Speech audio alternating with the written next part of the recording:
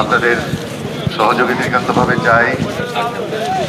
শৃঙ্খলার সাথে আমরা আমাদের জানাজা অনুষ্ঠানটি করব। আপনারা জানেন দেশের প্রখ্যাত এবং বেশ কয়েকজন রাষ্ট্রীয় অতিথি শ্রদ্ধা জানাতে এসেছেন আমাদের এই আয়োজনে। সবার অংশগ্রহণে আমরা মহান আল্লাহর দরবারে আমাদের প্রাণ প্রিয় নেত্রীর মাগফিরাতের জন্য দোয়া চাইব। সুশৃঙ্খল পরিবেশ চাই আপনাদের কাছে। আপনারা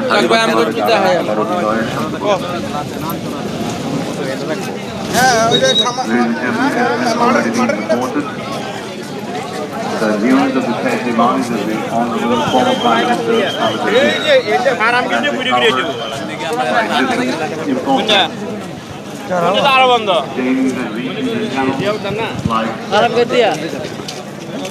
Al Jazeera.